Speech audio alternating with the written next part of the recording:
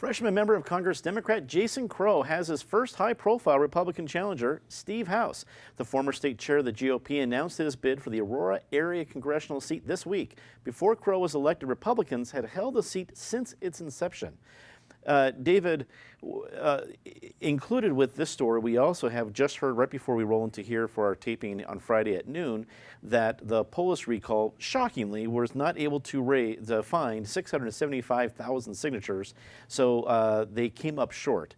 Between the Polis recall failing and, at least so far, the highest profile candidate for what should be the most competitive district for Republicans in Congress, being Steve House, does this tell us more about the state, the condition of the state GOP? Well, and I think it first of all tells us that the Colorado Constitution very wisely sets the threshold for recall elections to be quite high.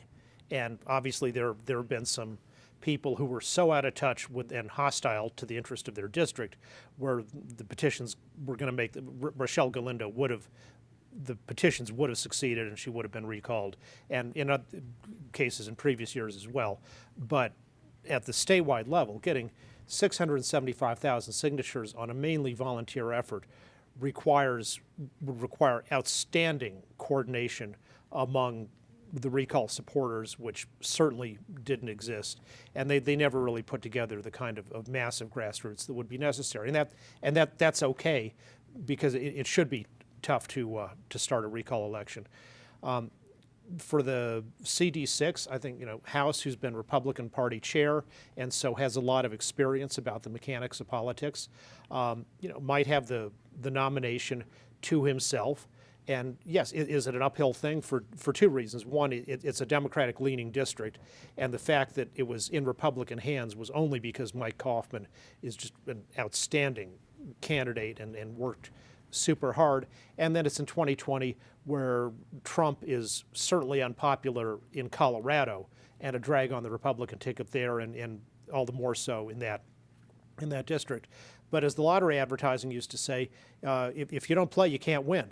So there are plenty of people who've won elections where they went in with a more unfavorable situation than House is, and something happens during the election, you get lucky.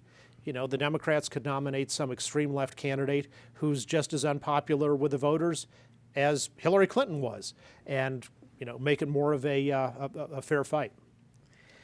Eric, you can take your pick here between the Polis recall and the House announcement. I guess for me, the Polis recall, more news about it basically becoming just a really a data acquisition campaign rather than a real recall campaign, as we're hearing more about that and saying people signing these things just becoming a mailing list for whatever party is going to do it.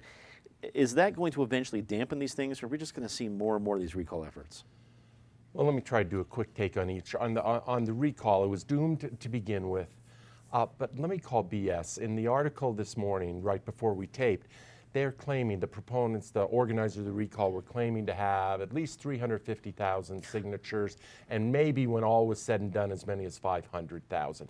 But we're not going to show the petitions, we're not going to release them, and we will not release a final number. There were boxes of paper. I mean, I call BS. I didn't think they'd get 100,000 signatures. I'm still dubious they got 100,000. Maybe they did, but they did not get 350,000 signatures, and prove me wrong and be transparent if you want to prove me wrong.